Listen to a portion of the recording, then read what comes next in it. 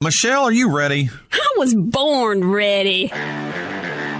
She's an award-winning author, speaker, and podcast host who serves on the National Faith Advisory Council. She supported Donald J. Trump for president before it was cool, from her she shed in her beautiful backyard. This is the Michelle Moore Show.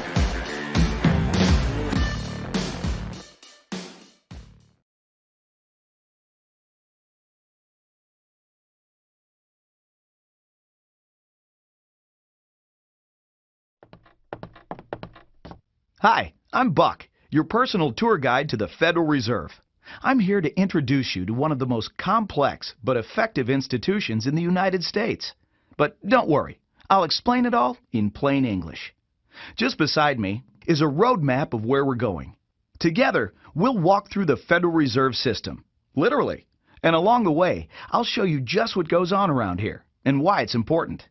By the end of this tour, you too will be able to explain the Federal Reserve in plain English. There is no other agency of government which can overrule actions that we take.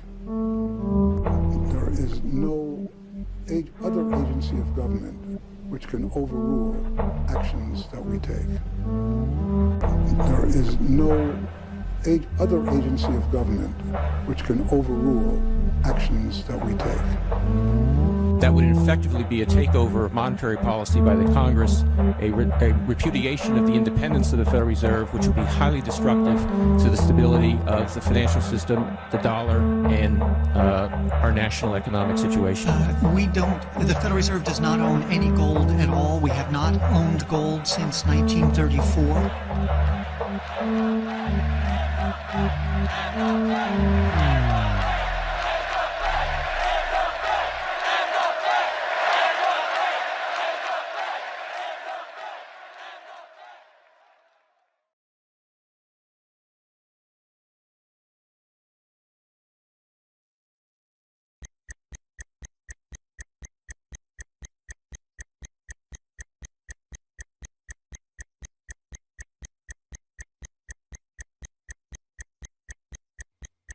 All our lives, we've been told that economics is boring. It's dull. It's not worth the time it takes to understand it. And all our lives, we've been lied to.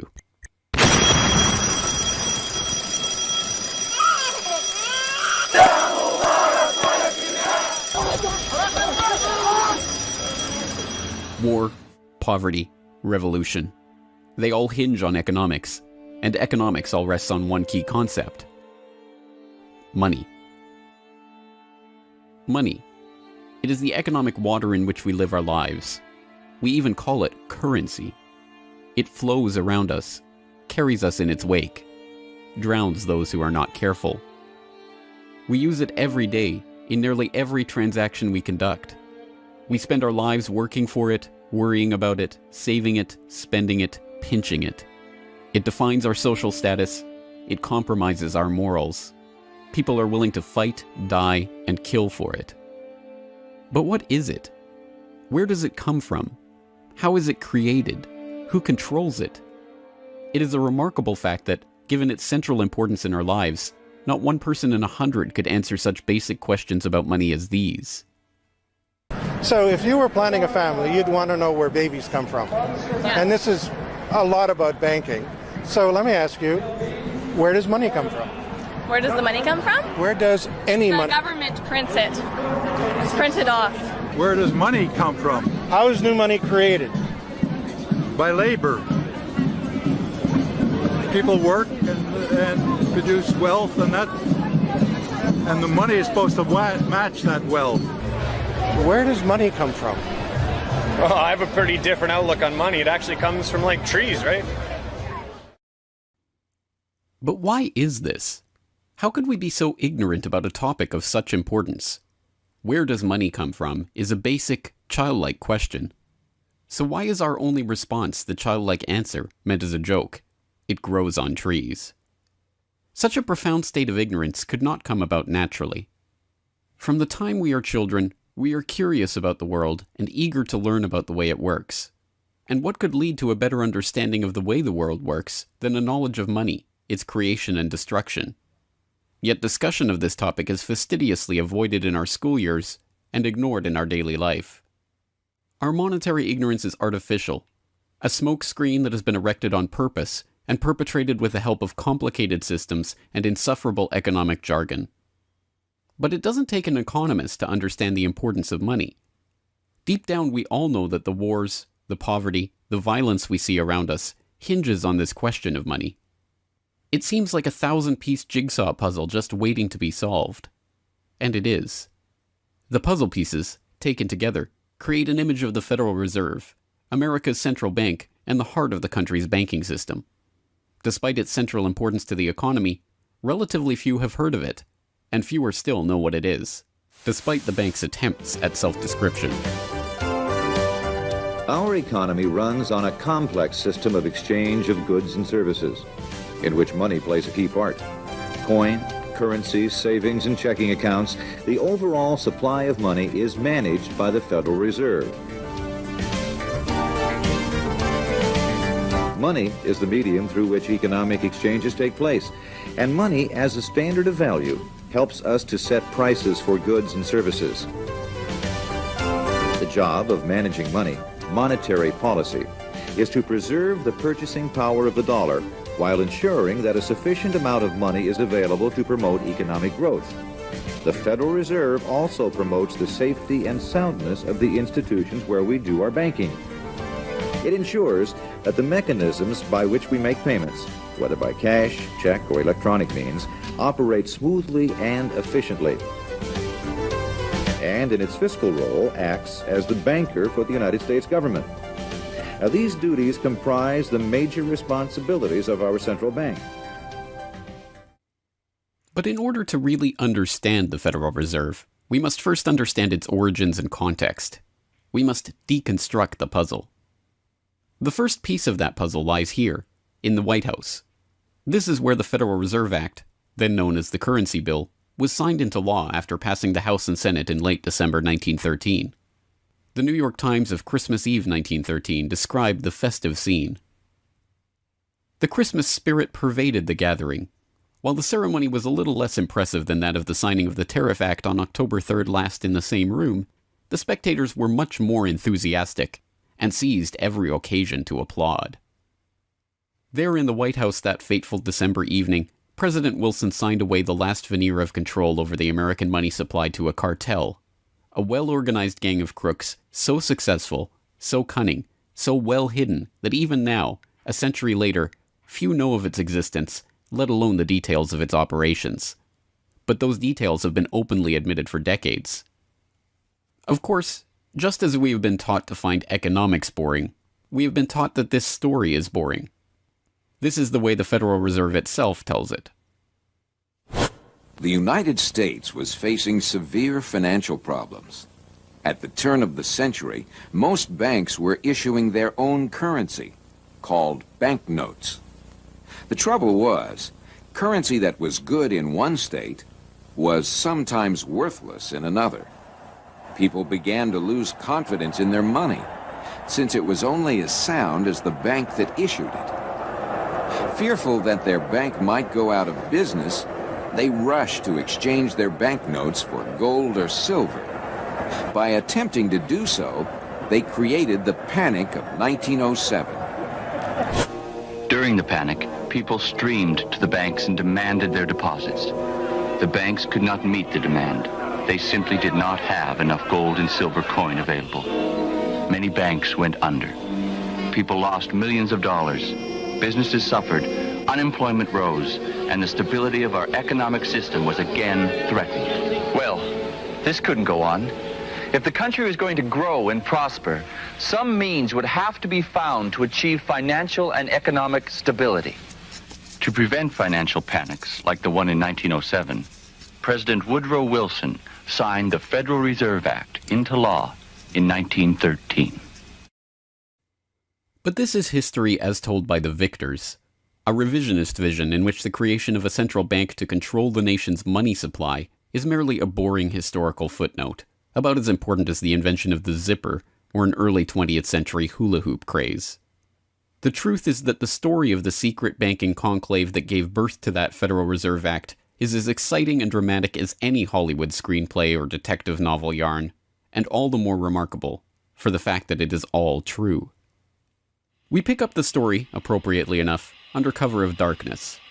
It was the night of November 22nd, 1910, and a group of the richest and most powerful men in America were boarding a private rail car at an unassuming railroad station in Hoboken, New Jersey. The car, waiting with shades drawn to keep onlookers from seeing inside, belonged to Senator Nelson Aldrich, the father-in-law of billionaire heir to the Rockefeller dynasty, John D. Rockefeller Jr. A central figure on the influential Senate Finance Committee where he oversaw the nation's monetary policy, Aldrich was referred to in the press as the general manager of the nation. Joining him that evening was his private secretary Shelton, and a who's who of the nation's banking and financial elite. A. Pyatt Andrew, the assistant treasury secretary, Frank Vanderlip, president of the National City Bank of New York, Henry P. Davison, a senior partner of J.P. Morgan Company, Benjamin Strong Jr., an associate of J.P. Morgan and president of Bankers Trust Co., and Paul Warburg, heir of the Warburg banking family and son-in-law of Solomon Loeb of the famed New York investment firm Kuhn, Loeb & Company. The men had been told to arrive one by one after sunset to attract as little attention as possible. Indeed, secrecy was so important to their mission that the group did not use anything but their first names throughout the journey so as to keep their true identities secret even from their own servants and waitstaff.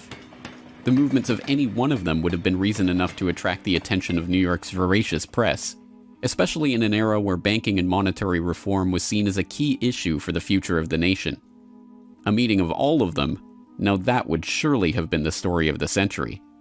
And it was. Their destination? The secluded Jekyll Island off the coast of Georgia, home to the prestigious Jekyll Island Club whose members included the Morgans, Rockefellers, Warburgs, and Rothschilds. Their purpose? Davison told intrepid local reporters who had caught wind of the meeting that they were going duck hunting. But in reality, they were going to draft a reform of the nation's banking industry in complete secrecy. G. Edward Griffin, the author of the best-selling The Creature from Jekyll Island and a longtime Federal Reserve researcher, explains. What happened is that the banks decided that since there was going to be legislation anyway to control their industry, that they wouldn't just sit back and wait and see what happened and cross their fingers that it would be okay. They decided that to do what so many cartels do today, they decided to take the lead. And they would be the ones calling for regulations and reform. They like the word reform. And the American people are suckers for the word reform. You just put that into any corrupt piece of legislation, call it reform, and people say, oh, I'm all for reform. And so they vote for it or accept it. So that's what they were doing. They decided we will reform our own industry. In other words, we will create a cartel, and we will give the cartel the power of government. We'll take our cartel agreement so that we can self-regulate to our advantage, and we'll call it the Federal Reserve Act. And then we'll take this cartel agreement to Washington and convince those idiots there to pass it into law. And that basically was the strategy. It was a brilliant strategy. Of course, we see it happening all the time, and certainly in our own day today, we see the same thing happening in other cartelized industry. Right now, we're watching it unfold in the field of healthcare, but at that time, it was banking, all right? And so the banking cartel wrote their own rules and regulations, called it the Federal Reserve Act, got it passed into law, and it was very much to their liking because they wrote it. And in essence, what they had created is a set of rules which made it possible for themselves to regulate their industry, but they went even beyond that. In fact, it's clear to me when I was reading their letters and their conversations at the time and the debates that they never dreamed that Congress would go along and also give them the right to issue the nation's money supply. I mean, not only were they now going to regulate their own industry, which is what they started out as wanting to do, but they got this incredible gift that they didn't dream would be given to them, although they were negotiating for it. And that was Congress gave them the authority to issue the nation's money. And Congress gave away the sovereign right to issue the nation's money to the private banks. And so all of this was in the Federal Reserve Act, and the American people were joyous because they were told and they were convinced that this was finally a means of controlling this big creature from Jekyll Island. Amazingly enough, they were successful, not just in conspiring to write the legislation that would eventually become the Federal Reserve Act, but in keeping that conspiracy a secret from the public for decades. It was first reported on in 1916 by Bertie Charles Forbes, the financial writer who would later go on to found Forbes magazine, but it was never fully admitted until a quarter century later when Frank Vanderlip wrote a casual admission of the meeting in the February 9th, 1935 edition of the Saturday Evening Post. I was as secretive, indeed as furtive, as any conspirator. I do not feel it is any exaggeration to speak of our secret expedition to Jekyll Island as the occasion of the actual conception of what eventually became the Federal Reserve System. Over the course of their 9 days of deliberation at the Jekyll Island Club, they devised a plan so overarching, so ambitious, that even they could scarcely imagine that it would ever be passed by Congress. As Vanderlip put it, discovery of our plan, we knew, simply must not happen, or else all our time and effort would be wasted. If it were to be exposed publicly that our particular group had got together and written a banking bill, that bill would have no chance whatever of passage by Congress. So what precisely did this conclave of conspirators devise at their Jekyll Island meeting? A plan for a central banking system to be owned by the banks themselves, a system which would organize the nation's banks into a private cartel that would have sole control over the money supply itself. At the end of their 9-day meeting, the bankers and financiers went back to their respective offices, content in what they had accomplished. The details of the plan changed between its 1910 drafting and the eventual passage of the Federal Reserve Act, but the essential ideas were there. But ultimately, this scene on Jekyll Island, too, is just one piece of a larger puzzle. And like any other puzzle piece, it has to be seen in its wider context for the bigger picture to become visible. To understand the other pieces of the puzzle and their importance in the creation of the Federal Reserve, we have to travel backward in time. The story begins in late 17th century Europe. The 9 Years' War is raging across the continent as Louis XIV of France finds himself pitted against much of the rest of the continent over his territorial and dynastic claims. King William III of England, devastated by a stunning naval defeat, commits his court to rebuilding the English navy. There's only one problem: money. The government's coffers have been exhausted by the waging of the war, and William's credit is drying up. A Scottish banker, William Patterson, has a banker's solution. A proposal to form a company to lend £1 million to the government at 6% plus £5,000 management fee, with the right of note issue. By 1694, the idea has been slightly revised, a £1.2 million loan at 8% plus £4,000 for management expenses, but it goes ahead. The magnanimously titled Bank of England is created. The name is a carefully constructed lie, designed to make the bank appear to be a government entity, but it is not. It is a private bank owned by private shareholders for their private profit, with a charter from the king that allows them to print the public's money out of thin air and lend it to the crown. What happens here at the birth of the Bank of England in 1694 is the creation of a template that will be repeated in country after country around the world. A privately controlled central bank lending money to the government at interest, money that it prints out of nothing. And the jewel in the crown for the international bankers that creates this system is the future economic powerhouse of the world, the United States. In many important respects, the history of the United States is the history of the struggle of the American people against the banksters that wish to control their money. By the 1780s, with colonies still fighting for independence from the crown, the bankers will get their wish. In 1781, the United States is in financial turmoil. The Continental, the paper currency issued by the Continental Congress to pay for the war, has collapsed from overissue and British counterfeiting. Desperate to find a way to finance the end stages of the war, Congress turns to Robert Morris, a wealthy shipping merchant who was investigated for war profiteering just 2 years earlier. Now, as Superintendent of Finance of the United States from 1781 to 1784, he is regarded as the most powerful man in America, next to General Washington. In his capacity as Superintendent of Finance, Morris argues for the creation of a privately owned central bank deliberately modeled on the Bank of England that the colonies were supposedly fighting against. Congress, backed into a corner by war obligations and forced to do business with the bankers just like King William in the 1690s, acquiesces and charters the Bank of North America as the nation's first central bank. And exactly as the Bank of England came into existence loaning the British Crown £1.2 million, the BNA started business by loaning $1.2 million to Congress. By the end of the war, Morris has fallen out of political favor and the Bank of North America's currency has failed to win over a skeptical public. The BNA is downgraded from a national central bank to a private commercial bank chartered by the state of Pennsylvania. But the bankers have not given up yet. Before the ink is even dry on the Constitution, a group led by Alexander Hamilton is already working on the next privately owned central bank for the newly formed United States of America. So brazen is Hamilton in the forwarding of this agenda that he makes no attempt to hide his aims or those of the banking interests he serves. A national debt, if it is not excessive, will be to us a national blessing, he wrote in a letter to James Duane in 1781.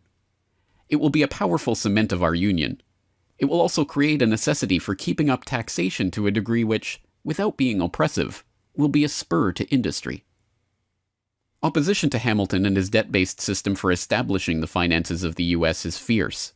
Led by Jefferson and Madison, the bankers and their system of debt enslavement is called out for the force of destruction that it is, with Thomas Jefferson writing, "The spirit of war and indictment, since the modern theory of the perpetuation of debt, has drenched the earth with blood and crushed its inhabitants under burdens ever accumulating."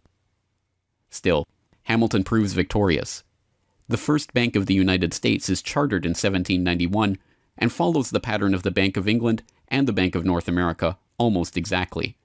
A privately owned central bank with the authority to loan money that it creates out of nothing to the government. In fact, it is the very same people behind the new bank as were behind the old Bank of North America. It was Alexander Hamilton, Robert Morris's former aide, who first proposed Morris for the position of financial superintendent, and the director of the old Bank of North America, Thomas Willing, is brought in to serve as the first director of the first Bank of the United States. Meet the new banking bosses, same as the old banking bosses. In the first 5 years of the bank's existence, the U.S. government borrows $8.2 million from the bank, and prices rise 72%. By 1795, when Hamilton leaves office, the incoming Treasury Secretary announces that the government needs even more money and sells off the government's meager 20% share in the bank, making it a fully private corporation. Once again, the U.S. economy is plundered while the private banking cartel laughs all the way to the bank that they created. By the time the bank's charter comes due for renewal in 1811, the tide has changed for the money interests behind the bank. Hamilton is dead, shot to death in a duel with Aaron Burr.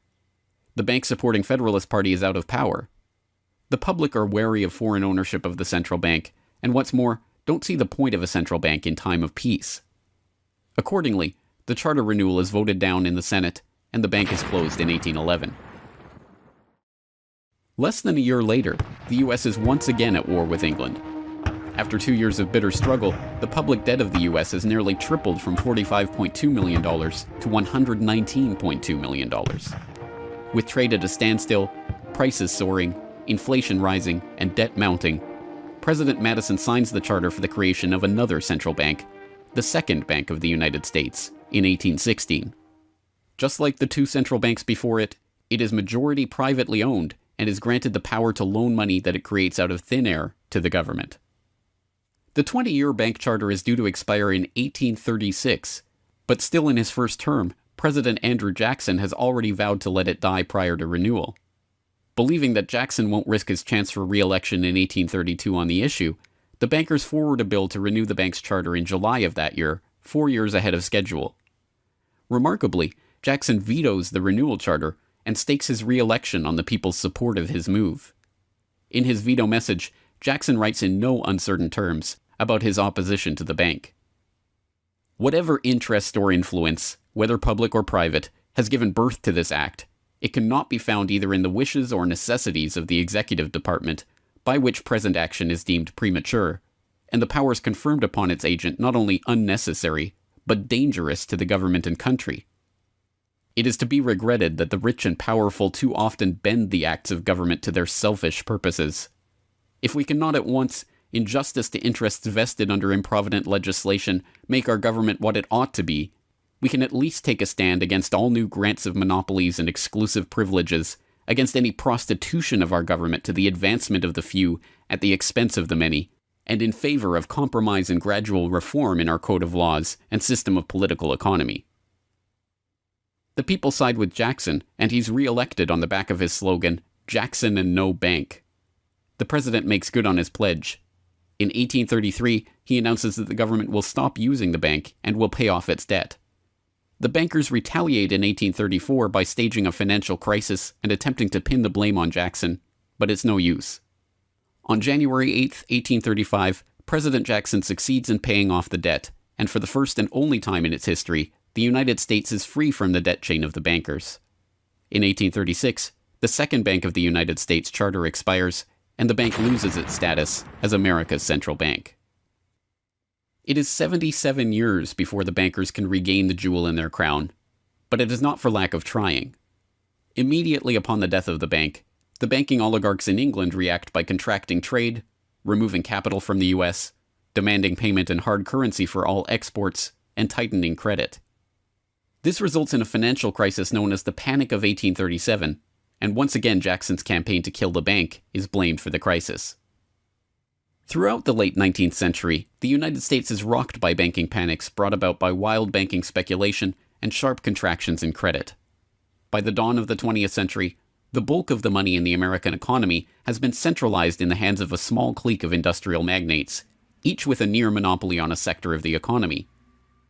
There are the Astors in real estate, the Carnegies and the Schwabs in steel, the Harrimans, Stanfords, and Vanderbilts in railroads, the Mellons and the Rockefellers in oil. As all of these families start to consolidate their fortunes, they gravitate naturally to the banking sector. And in this capacity, they form a network of financial interests and institutions that centered largely around one man, banking scion and increasingly America's informal central banker in the absence of a central bank, John Pierpont Morgan. John Pierpont Morgan, or Pierpont as he prefers to be called, is born in Hartford, Connecticut in 1837 to Junius Spencer Morgan, a successful banker and financier.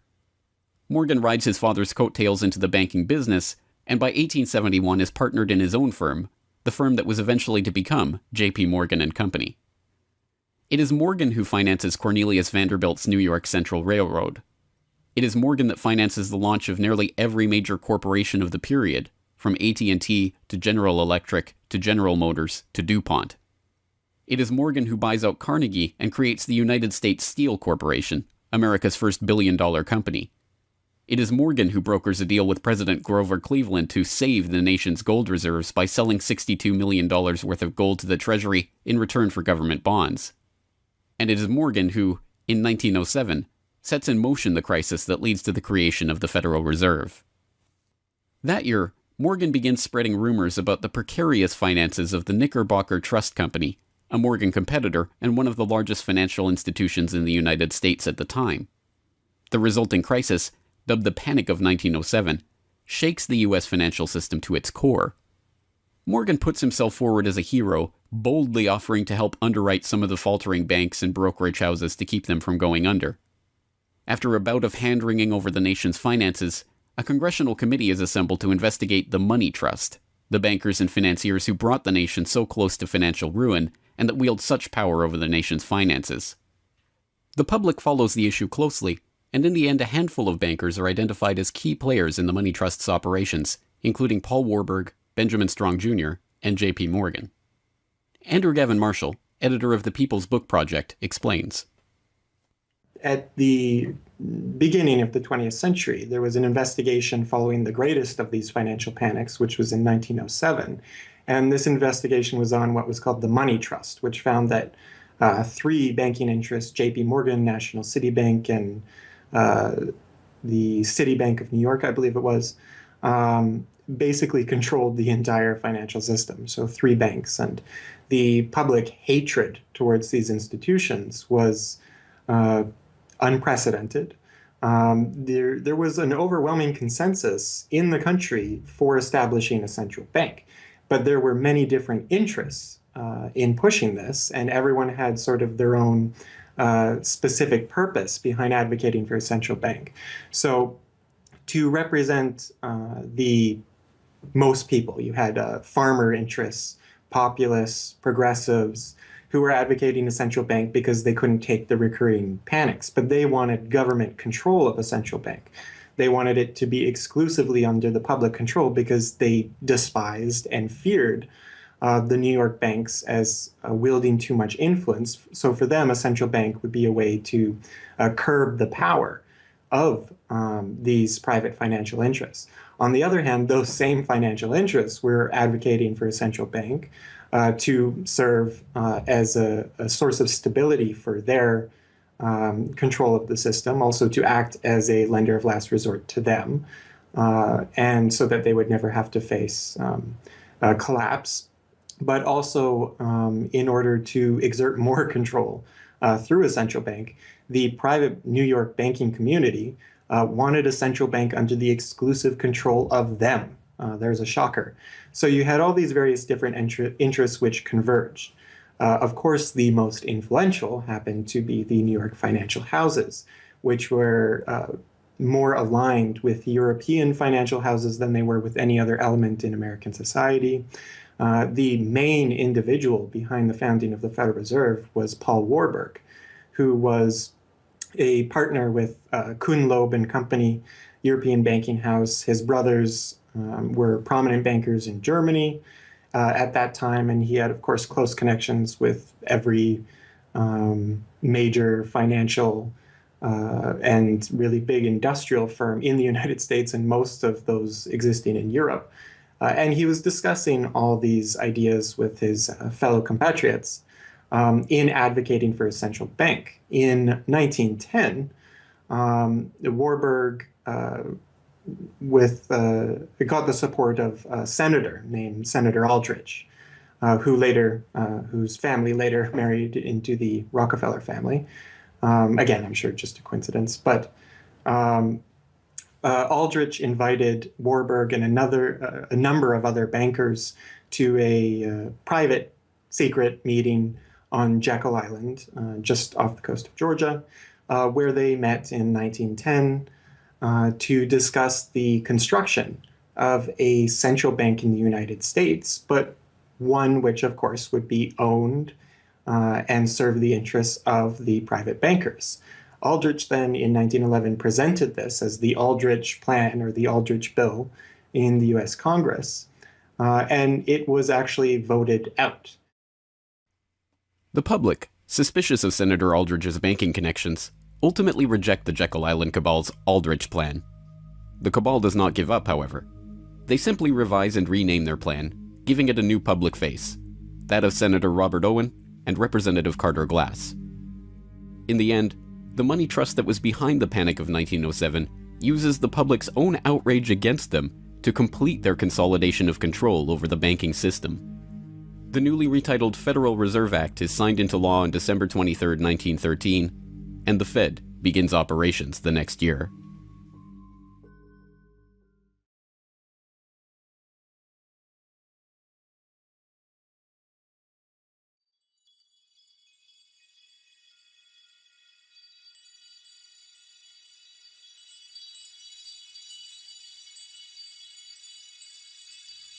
So how does the Federal Reserve System work?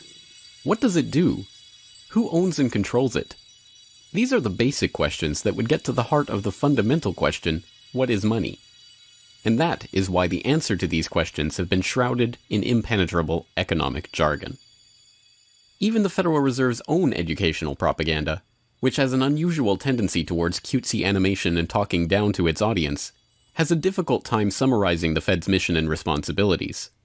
According to the Fed, to achieve these goals, the Fed, then and now, combines centralized national authority through the Board of Governors, remember that on the map, with a healthy dose of regional independence through the reserve banks.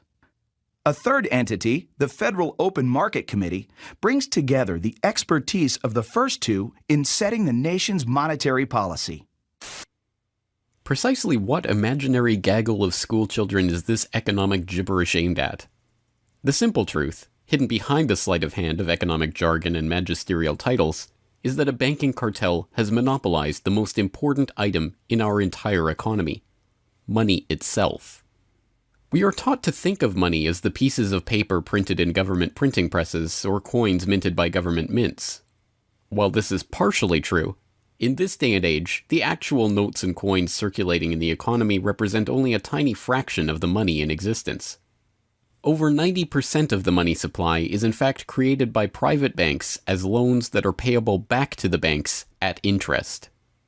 Although this simple fact is obscured by the wizards of Wall Street and gods of money who want to make the money creation process into some special art of alchemy carefully overseen by the government, the truth is not hidden from the public. In December 1977, the Federal Reserve Bank of New York published another of its dumbed-down cartoon-ridden information pamphlets for the general public, attempting to explain the functions of the Federal Reserve System. There in black and white, they carefully explain the money creation process. Commercial banks create checkbook money whenever they grant a loan, simply by adding new deposit dollars to accounts on their books in exchange for a borrower's IOU. Banks create money by monetizing the private debts of businesses and individuals. That is, they create amounts of money against the value of those IOUs. There it is, in plain English. The vast majority of money in the economy, the checkbook money in our accounts at the bank and that we use in our electronic transfers and digital payments, is created not by a government printing press, but by the bank itself. It is created out of thin air as debt, owed back to the bank that created it at interest. This means that bank loans are not money taken from other bank depositors, but new money simply conjured into existence and placed into your account. And the bank is able to create much more money than it has cash to back up those deposits. The Fed claims to be the entity overseeing and backing up the banking industry. It was established, according to its own propaganda, to stabilize the system and prevent bank runs like the Panic of 1907 from happening again. Throughout much of the 1800s, almost any organization that wanted could print its own money. As a result, many states, banks, and even one New York druggist did just that. In fact, at one time, there were over 30,000 different varieties of currency in circulation. Imagine the confusion. Not only were there multitudes of currencies, some were redeemable in gold and silver, others were backed by bonds issued by regional governments. It was not unusual for people to lose faith both in the value of their currency and in the entire financial system. With many people trying to withdraw their deposits at once, sometimes the banks didn't have enough money on hand to pay their depositors. Then, when the funds ran out, the banks suspended payment temporarily, and some even closed.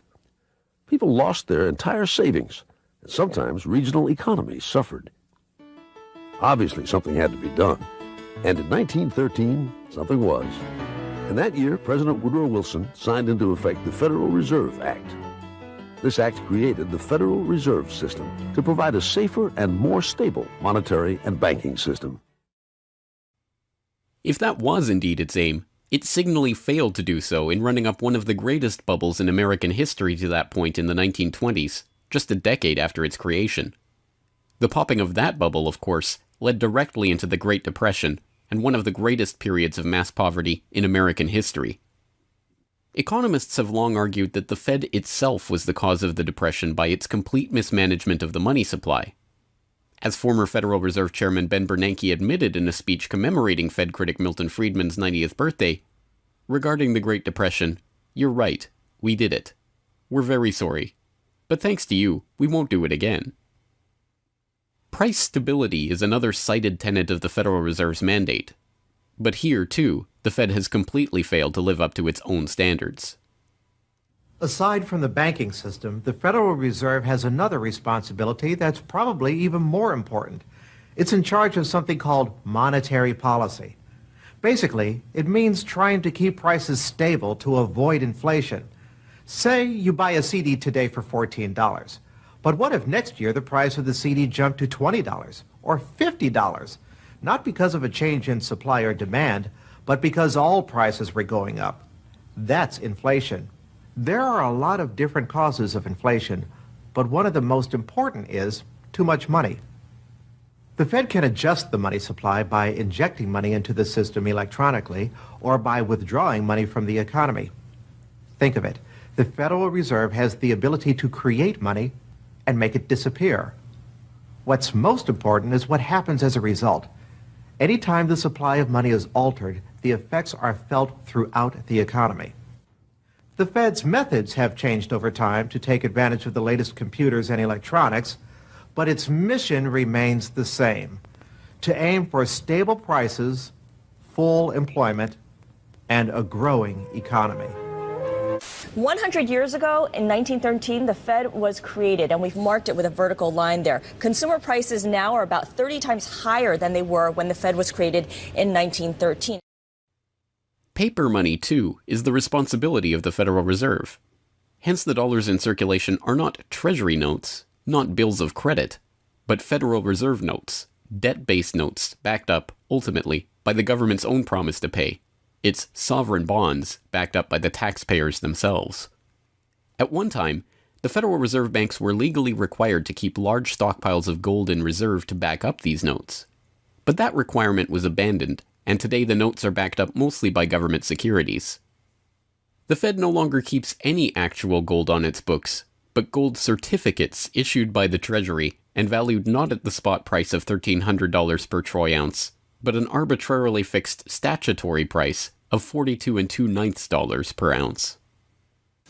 But I do have one question. During the crisis, or any time that you're aware of, has the Federal Reserve or Treasury participated in any gold swaps arrangements? We don't. The Federal Reserve does not own any gold at all. We have not owned gold since 1934. So we have not engaged in any gold swaps. But it appears on your balance sheet that you hold gold. What appears on our balance sheet is gold certificates. When we turned before 1934, the Federal Reserve did own gold. We turned that over by law to the Treasury and received in return for that gold certificate. If the Treasury entered into, because under the Exchange Stabilization Fund, I would assume they probably have the legal authority to do it. They wouldn't be able to do it then because you have the securities for essentially all the gold? No, we have no interest in the gold that is owned by the Treasury. We have simply an accounting document that is called gold certificates that represents the value at a statutory rate and still that we gave to the Treasury in 1930. And still measured at $42 an ounce, which makes no sense whatsoever. Clearly, there is a discrepancy between what we are led to believe is motivating the Fed and what it actually does. To understand what the Fed is actually intended to do, it's first important to understand that the Federal Reserve is not a bank per se, but a system.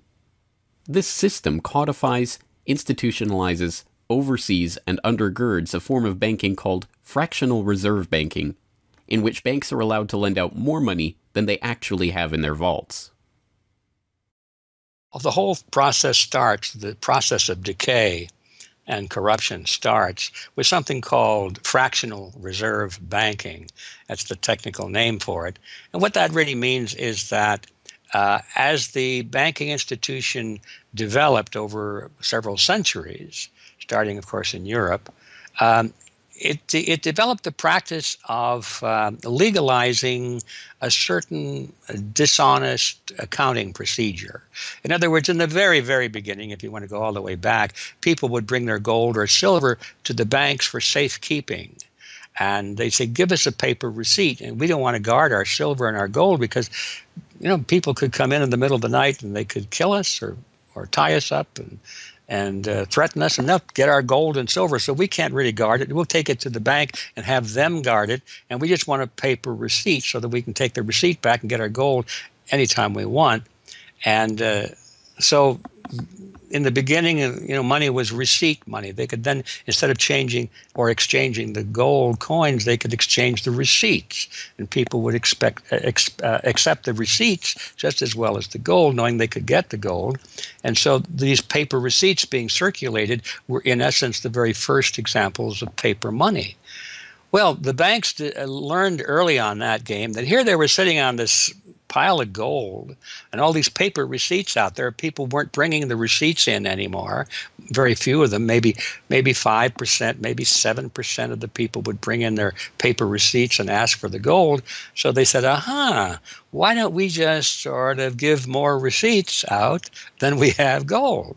They'll never know because we only are asked at the best 7% of it, so we can create more receipts for gold than we have, and we can collect interest on that because we'll loan that into the economy, and we'll charge interest on this money that we don't really have.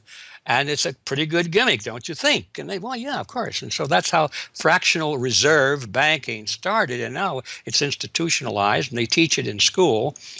No one ever questions the integrity of it or the ethics of it. They say, well, that's the way banking works. And isn't it wonderful that we now have this flexible currency and we have prosperity and all of this sort of thing? So it all starts with this concept of fractional reserve banking. The trouble is with that is it works most of the time, but every once in a while, there are a few ripples that come along that are a little bit bigger than the other ripples, and maybe one of them is a wave, and more than 7% will come in and ask for their gold.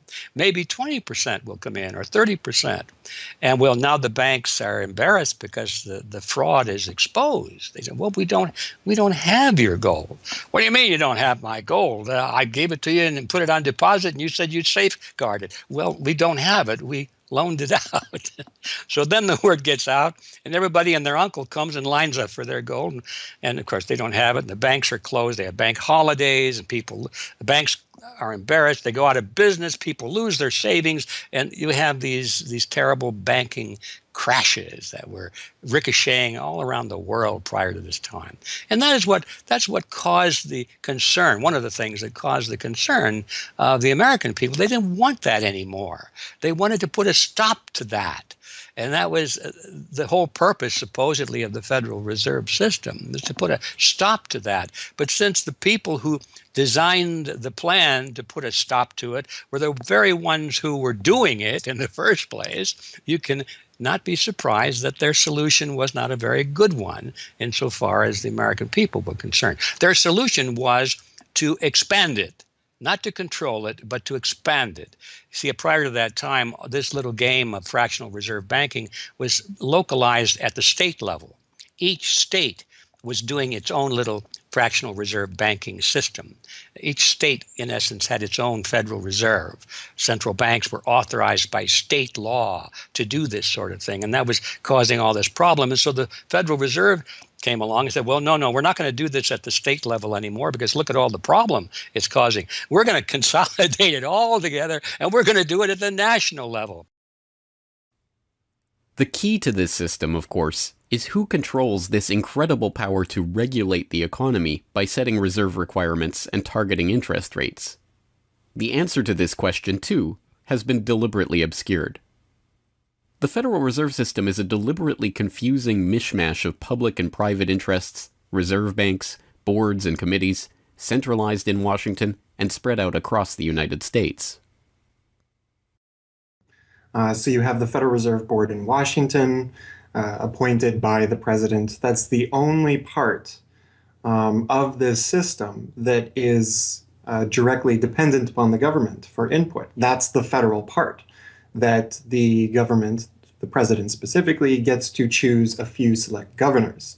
The 12 regional banks, the most influential of which is the Federal Reserve Bank of New York, essentially based in Wall Street to represent Wall Street, is representative of the major Wall Street banks who own shares in the private, not federal, but private Federal Reserve Bank of New York.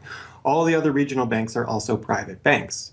They vary according to how much influence they wield, but the Kansas City Fed is influential, the St. Louis Fed, the Dallas Fed. But the New York Fed is really the center of this system. And precisely because it represents the Wall Street banks who appoint the leadership of the New York Fed. So the New York Fed has a lot of public power, but no public accountability. It has no oversight. It does not answer to Congress the way that the chairman of the Federal Reserve Board of Governors does. And even then, the chairman of the Federal Reserve Board, who is appointed by the president, does not answer to the president. He does not answer to Congress. He goes to Congress to testify, but the policy that they set is independent. So they have no input from the government. The government can't tell them what to do, legally speaking. And of course, they don't. Do you think it would cause problems for the Fed or for the economy if that legislation was to pass? My concern about the legislation is that if the GAO is auditing not only the operational aspects of our programs and the details of the programs, but is making judgments about our policy decisions, that would effectively be a takeover of monetary policy by the Congress, a repudiation of the independence of the Federal Reserve, which would be highly destructive to the stability of the financial system, the dollar, and our national economic situation. The Federal Open Market Committee is responsible for setting interest rates. Now, this committee, which is enormously powerful, has as its membership the governor and vice chair of the Federal Reserve Board. But the Federal Open Market Committee, most of the membership is the presidents of the regional Federal Reserve banks representing private interests. So they have significant input into setting the interest rates. Interest rates are not set by a public body, they're set by private financial and corporate interests. And that's whose interests they serve, of course. The reason that the Federal Reserve goes to such great lengths to make its organizational structure as confusing as possible is to cover up the massive conflicts of interest that are at the heart of the system. The fact is that the Federal Reserve System is comprised of a Board of Governors, 12 regional banks, and an open market committee. The privately owned member banks of each Federal Reserve Bank vote on the majority of the Reserve Bank's directors, and the directors vote on members to serve on the Federal Open Market Committee, which determines monetary policy. What's more, Wall Street is given a prime seat at the table, with tradition holding that the president of the powerful New York Federal Reserve Bank be given the vice chairmanship of the FOMC and be made a permanent committee member. In effect, the private banks are the key determinants in the composition of the FOMC, which regulates the entire economy. According to the Fed, its monetary policy decisions do not have to be approved by the president or anyone else in the executive or legislative branches of government, it does not receive funding appropriated by the Congress, and the terms of the members of the Board of Governors span multiple presidential and congressional terms. Or, in the words of Alan Greenspan, what is the proper relationship, what should be the proper relationship between a chairman of the Fed and a president of the United States? Well, first of all, the Federal Reserve is an independent agency, and that means basically that there is no other agency of government which can overrule actions that we take. The Fed goes on in its self-mythologization to state that it is not a private, profit-making institution. This characterization is dishonest at best, and an outright lie at worst. The regional banks are themselves private corporations, as noted in a 1928 Supreme Court ruling. Instrumentalities like the national banks or the Federal Reserve banks, in which there are private interests, are not departments of the government. They are private corporations in which the government has an interest. This point is even admitted by the Federal Reserve's own senior counsel. Our regulations do specify overall terms for the lending, but the day-to-day operation of the banking activities are conducted by the Federal Reserve banks. They are banks, and indeed they do lend, and they they're their own agency then, essentially. They are not agencies. Regard. Yes, they're not agencies, Your Honor. They're persons under FOIA. Each Federal Reserve Bank, the stock is owned by the member banks in the district, 100% privately held. They have private boards of directors. Majority of those boards are appointed by the independent banks, private banks in the district. They are not agencies. These private corporations issue shares that are held by the member banks that make up the system, making the banks the ultimate owners of the Federal Reserve banks. Although the Fed's profits are returned to the Treasury each year, the member banks' shares of the Fed do earn them a 6% dividend. According to the Fed, the fixed nature of these returns means that they are not being held for profit. Despite the dishonest nature of this description, however, it is important to understand that the bankers who own the Federal Reserve indeed do not make their money from the Fed directly. Instead, the benefits are much less obvious and much more insidious. The simplest way that this can be understood is that, as a century of history and a specific example of the last financial crisis shows, the Fed was used as a vehicle to bail out the very bankers who own the Fed banks in the most obvious example of fascistic collusion imaginable.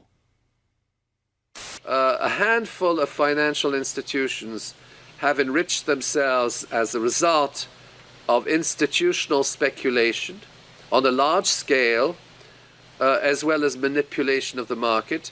And secondly, what they have done is that they have then gone to their governments and said, well, we are now in a very difficult situation and you need to give us money so that we can retain the stability of the financial system. And who actually lends the money or brokers the public debt? The same financial institutions which are the recipients of the bailout. Okay, and so what you have is a circular process. It's a diabolical process. You're lending money. You're not lending money. You're handing money to the large financial institutions, and then this is leading up to a mounting public debt in the trillions. Okay. And then you say to the financial institutions, we need to establish a new set of treasury bills and government bonds, etc., which of course are sold to the public, but they are always brokered through the financial institutions, which establish their viability and so on and so forth. And the financial institutions will probably buy part of this public debt. So that in effect what the government is doing is financing its own indebtedness through the bailouts. It hands money to the banks, but to hand the money to the banks, it becomes indebted to those same financial institutions, and then it says, well, we now have to emit large amounts of public debt. Please, can you help us? And then the banks will say, well, your books are not quite in order. And then the government will say, well, obviously they're not in order because we've just handed you $1.4 trillion of bailout money, and we're now in a very difficult situation, so we need to borrow money from the people who are, in fact, the recipients of the bailout. So this is really what we're dealing with. We're dealing with a circular process. The 2008 crisis and subsequent bailouts are merely the latest and most brazen examples of the fundamental conflicts of interest at the heart of America's privately owned central banking system. Beginning with the collapse of Lehman Brothers in September of that year, the Federal Reserve embarked on an unprecedented program of bailouts and special zero-interest lending facilities for the very banks that had caused the subprime meltdown in the first place. By the cartelization of the Federal Reserve structure, and thus not by accident, it was the very bank presidents who had overseen their banks' lending practices that ended up in the director positions of the Federal Reserve banks that voted on where to direct the trillions of dollars in bailout money. And unsurprisingly, they directed it toward their own banks.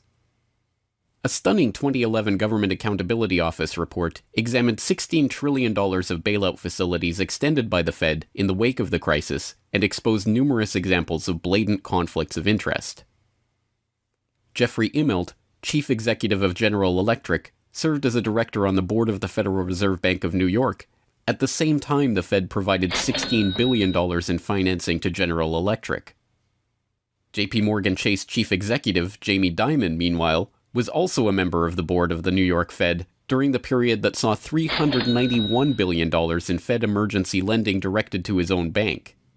In all, Federal Reserve Board members were tied to $4 trillion in loans to their own banks. These funds were not simply used to keep these banks afloat, but actually to return these Fed-connected banks to a period of record profits in the same period that the average worker saw their real wages actually decrease and the economy on Main Street slow to a standstill. Ben Bernanke, at that time the chairman of the Federal Reserve Board of Governors, was confronted about these conflicts of interest by Senator Bernie Sanders upon the release of the GAO report in June 2012. Senator, you raised an important point, which is that This is not something the Federal Reserve created. This is in the statute. Congress in the Federal Reserve Act said this is the governance of the Federal Reserve, and more specifically that bankers would be on the board. And that 6 out of 9. Sorry? 6 out of 9 in the regional banks are come from the banking industry. That's correct. And that is in the law. And right. I'll answer your question, though. The answer to your question is that Congress set this up. We have tried, I think we've made it into something useful and valuable. We do get information from it. But if Congress wants to change it, you know, of course, we will work with you to find alternatives. Bernanke is completely right. These conflicts are, in fact, a part of the institution itself. A structural feature of the Federal Reserve that was baked into the Federal Reserve Act itself over 100 years ago by the bankers who conspired to cartelize the nation's money supply. You could not ask for a more succinct reason why the Federal Reserve itself, this admitted cartel of banking interests, needs to be abolished. But you could get one.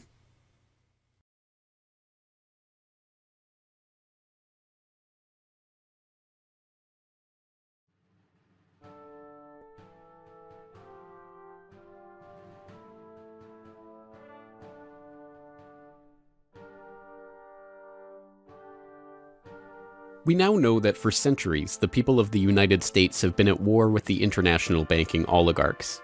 That war was lost, seemingly for good, in 1913 with the creation of the Federal Reserve. With the passage of the Federal Reserve Act, President Woodrow Wilson consigned the American population to a century in which the money supply itself has depended on the whims of the banking cabal. A century of booms and busts, bubbles and depressions, has led to a wholesale redistribution of wealth toward those at the very top of the system. At the bottom, the masses toil in relative poverty, single-income households becoming double-income households out of necessity, their quality of life being slowly eroded as the Federal Reserve notes that pass for dollars are themselves devalued. Worse yet, the fraud itself perpetuates Alexander Hamilton's persistent myth that a national debt is necessary at all. The U.S. is now locked into a system whereby the government issues bonds to generate the funds for their operations, bonds that are backed up by the taxation of the public's own labor. The perpetrators of this fraud, meanwhile, remain in the shadows, largely ignored by a general public that could instantly recognize the latest Hollywood heartthrob or pop idol, but have no clue what the head of Goldman Sachs or the New York Fed does, let alone who they are. This cabal bear allegiance to no nationality, no philosophy or creed, no code of ethics. They are not even motivated by greed, but power. The power that the control of the money supply inevitably brings with it. After a person has all the money in the world that you could possibly use to buy anything you want, what's left to capture your imagination? And the answer, of course, is power. Power over people. Now, money is power over people, but there's another power over people as well, and that is the political power, the social power. And I think this has now become the dominant driving force of these people. They've already got the money. They've got it locked down. Now they're striving for this new world order, as their name for it. They want all of the world into one political unit, which they dominate, not only with money, but with military and psychological means and education and media and propaganda. They want total control over every human on the planet. And by golly, they're moving pretty rapidly in that direction. It did not take long for this lust for power to rear its head. In 1921, just 7 years after the Fed began operations, the same J.P. Morgan-connected banking elite that founded the Federal Reserve incorporated an organization called the Council on Foreign Relations with the goal of taking over the foreign policy apparatus of the United States, including the State Department. In this quest, it was remarkably successful. Although there are only about 4,000 members in the organization today, its membership has included 21 Secretaries of Defense, 18 Treasury Secretaries, 18 Secretaries of State, 16 CIA directors, and many other high-ranking government officials, military officers, business elite, and, of course, bankers. The first director of the CFR was John W. Davis, J.P. Morgan's personal lawyer and a millionaire in his own right. Together with its sister organizations in Britain and elsewhere around the world, These groups would work together toward what they called a new world order of total financial and political control directed by the bankers themselves. As Carroll Quigley, noted Georgetown historian and mentor of Bill Clinton, wrote in his 1966 work, Tragedy and Hope, A History of the World in Our Time, the powers of financial capitalism had a far-reaching aim, nothing less than to create a world system of financial control in private hands, able to dominate the political system of each country and the economy of the world as a whole. This system was to be controlled in a feudalist fashion by the central banks of the world acting in concert, by secret agreements arrived at in frequent private meetings and conferences. The apex of the system was to be the Bank for International Settlements in Basel, Switzerland, a private bank owned and controlled by the world's central banks, which were themselves private corporations. This is why the bankers and their partners in government and business conspired to bring about the 2008 crisis. Not for the pursuit of money, but power. In the same way the bankers used the panic of 1907 to consolidate their control over the money supply, they hope to use the 2008 crisis and subsequent panics, which they themselves have created, to consolidate their political control. The International Summit for the Global Financial Crisis has been expanded from G7 to G20 because the leading 7 developed countries cannot solve the crisis alone. This expanded meeting raises the question whether a new global financial system will be created. So is this some sort of new world order, which Gordon Brown kind of alluded to?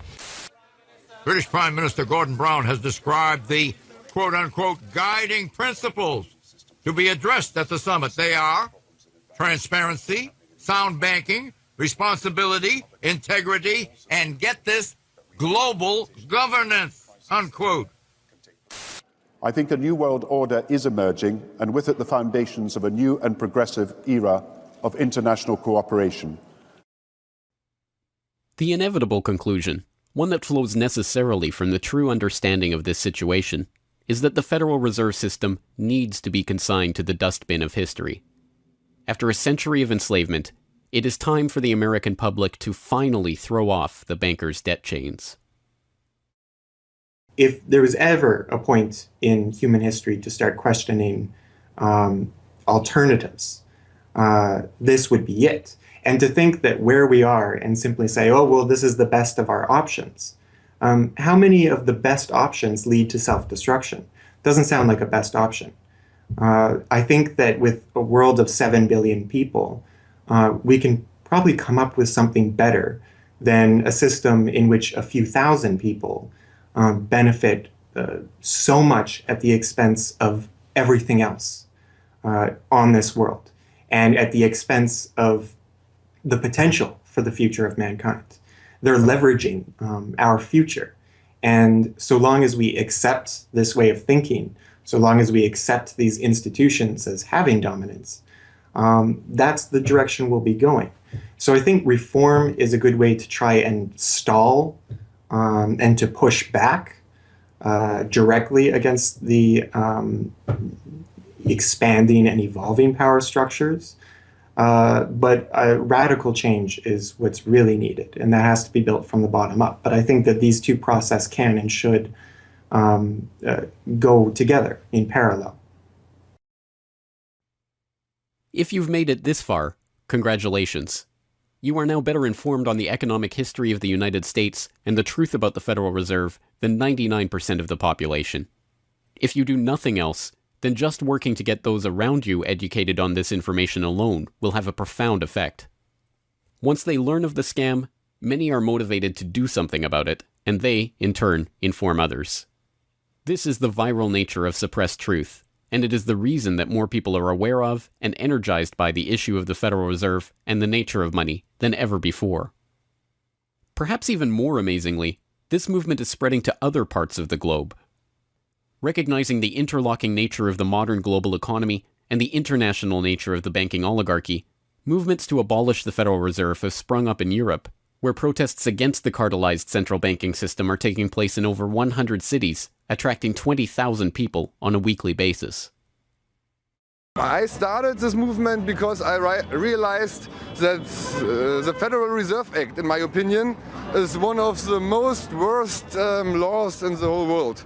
So a private banking company is lending America the money. And in my opinion, America is not any more democratic. The Federal Reserve tells the government what to do, and that's a problem. It's a very big problem, especially in the U.S. Why is it a global issue, and why are people doing it here in Germany? Because when you realize that this finance system, it's a global system, you have to go to the really beginning of the system. And in my opinion, it's also the World Bank and the International Fund of Currencies and stuff like this. But at the beginning of all this is a law from 1913, Woodrow Wilson signed it, and this is the beginning of all this hardcore capitalism we are suffering right now from. And the only way to stop this is maybe to break this law. But what if the burgeoning movement to end the Fed is successful? What system do people propose as the answer? There have been several proposals along different lines by various researchers. Some argue for a return to America's colonial roots of debt-free money issued by state-run banks, pointing to the Bank of North Dakota as one already functioning, successful model of this approach. We've had two banking systems ever since the 1860s, with the state bank system and the federal bank system. And the federal bank system are the big Wall Street banks, particularly. They dominate the federal system. So they're taking over right now. I mean, in California, we don't even have any local banks where I am. They're now, we had two, and I had accounts in both of them, and they're now, one of them is Chase Bank and the other is U.S. Bank. So they're both big Wall Street banks now. They've been taken over. So if you can keep, it's the local banks that have an interest in serving the local business. The big banks have no interest in making loans to local business. It's too risky. Why should they bother? They've got this virtually free money they can get from the Fed and from each other, and it's much more lucrative to them either to speculate in commodities or other things abroad, or what works very well for them is to buy long-term government bonds at 3%, because these have no capital requirement. The capital requirement for government bonds are zero. So they can buy all of those that they want. Whereas if they buy, let's say, mortgages, or if they make loans for mortgages, or they make loans to businesses, then they have to worry about their capital requirement. And as soon as they've used up all their capital, in other words, $8 of capital will get you $100 of loans, then they can't make any more loans. They have to wait for 30 years till those loans get paid off. So what they do, if they do buy mortgages, is sell them off to investors. And so that was the whole mortgage-backed securities scam that we've seen. They had no motivation to make sure that these borrowers were actually sound borrowers. They just wanted to make a sale, so they sold the stuff to the unwary investors who might be somebody in Iceland or Sweden or pension funds. Yeah, so that didn't work out so well. So a state bank with the partnering with the local banks can provide the capital, can help them with capital. In North Dakota, the state bank guarantees the loans of the local banks, allowing them to make much bigger loans than they could otherwise.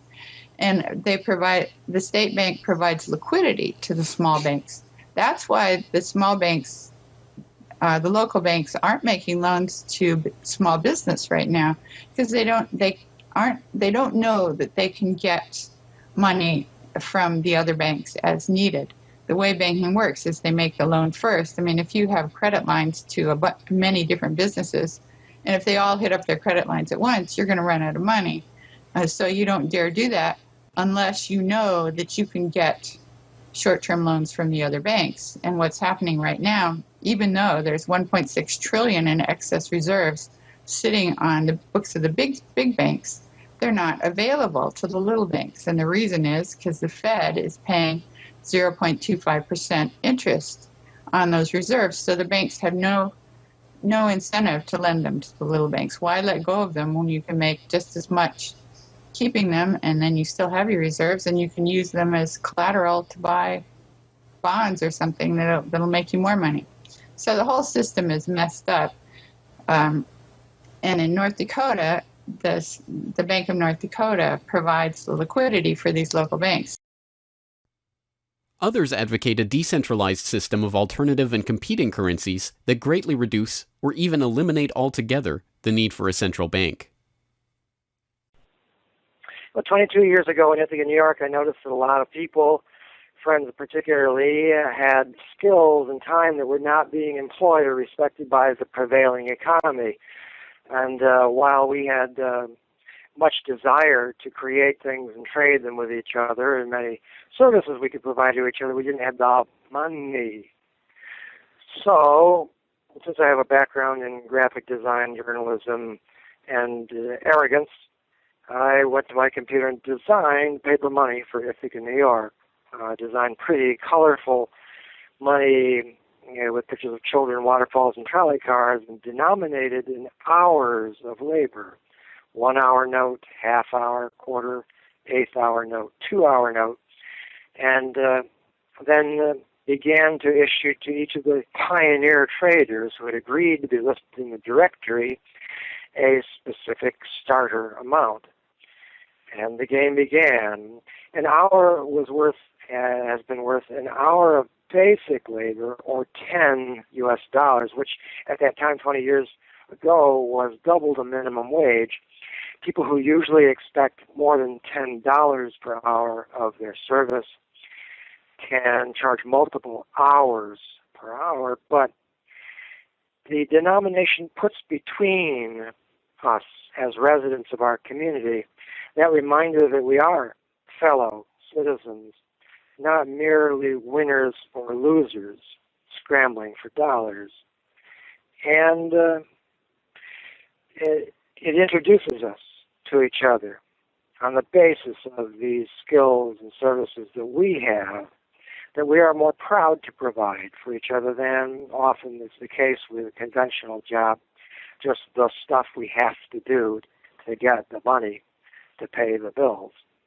So through that trading process, that more intimate scale process within the community, we're more easily able to become friends and lovers and political allies. It's an inspiring story, and tell people about how much money has circulated through this community. I mean, it's important for people to understand just how successful this has been. Because we're not a computer system, we don't have a specific volume of trading recorded, but by the grapevine, by phone surveys, and over the years watching the money move, we were able to guess very reliably at several $1 million equivalent of this money has transacted over those years, making loans without charging interest up to $30,000 value, which is the fundamental monetary revolution in our system. Then as well, making grants of the money to over 100 community organizations. Some argue for currencies whose mathematical nature prevent them from being merely conjured into existence whenever a federal government wants to wage another war of aggression or forge another link in the seemingly endless train of governmental tyranny and abuse. What people have to understand about Bitcoin is that it's a completely decentralized network. There's no central server, there's no controlling company, there's no office. It's just free software that anyone can download and start running on their computer anywhere in the world. And that the Bitcoins themselves can be transferred to or from anyone anywhere in the world. And it's impossible for any bank or government or entity to block you from sending or receiving those Bitcoins. There's a limited supply of those Bitcoins. There will never, ever, ever be more than 21 million Bitcoins.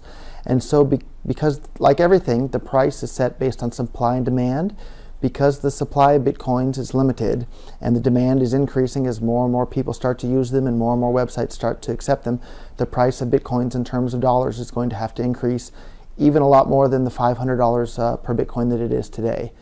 Are there any drawbacks at all to the idea of using a cryptocurrency? If you're part of the current power elite that can just print money at will to spend on whatever you feel like, then yeah, the world switching over to Bitcoin is probably not going to benefit you. But if you're one of the normal people that aren't working for the Federal Reserve or any central bank that's printing money to pay to your friends and that sort of thing, then a Bitcoin world is a wonderful thing for you. Sound money, cryptocurrencies, state banks, LETS programs, self-issued credit. These and many other solutions have all been proposed, and many of them are in use in different localities today. Information on all of these ideas and how they are being applied in various parts of the world are widely available online. The point is that the question of what money is, and how it should be created, is perhaps the single greatest question facing humanity as a whole, and yet it is one that has been almost completely eliminated from the national conversation.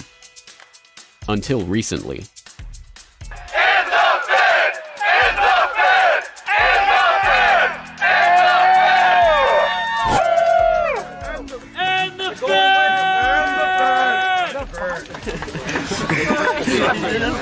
It's not even real paper! What the hell? We need some hands here! And the Fed! And the Fed! And the Fed!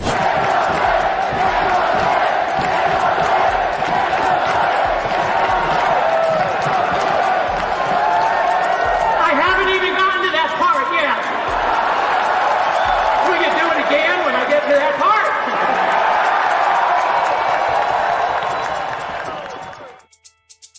And so the rest of the story is now in our hands. Once we understand the scam that has taken place, the gradual consolidation of wealth and power in the hands of an elite few banking oligarchs, and the growing impoverishment of the masses, all in the name of banking funny money created out of nothing and loaned to the public at interest, we can choose to get active or to do nothing at all. For those who choose to get active, there are some steps that you can take to help change the course of the system. First, follow the links and resources from the transcript of this documentary at corbettreport.com/Federal Reserve to familiarize yourself with the history, the connections, and the functions of the Federal Reserve System. If you can't explain this material to yourself, then you will never be able to teach it to others. Secondly, begin reaching out to others to bring them up to speed on the issue. It can be as simple as broaching this conversation in the Monday morning water cooler talk, or passing out a copy of this documentary, or sending out links to this information to your email list. Insert this topic into your conversations.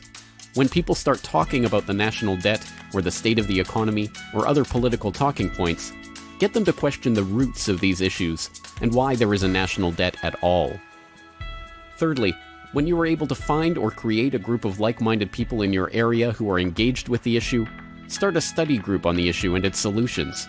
The study group can help source alternative or complementary currencies in the local area, or, if none exist already, the group can form the basis for a community of local businesses and customers who are willing to start experimenting with ways to wean themselves off of the Federal Reserve notes.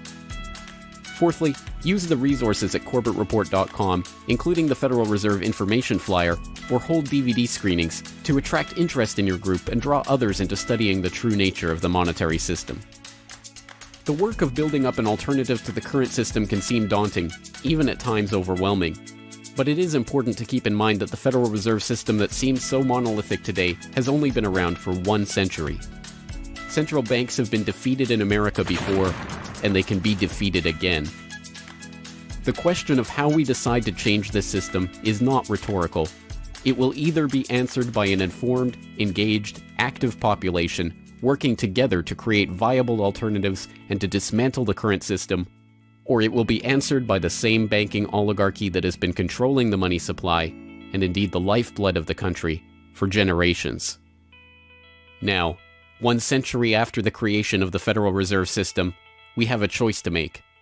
Whether the next century, like the one before it, will be a century of enslavement, or, transformed by the actions and choices that we make in the light of this knowledge, a century of empowerment.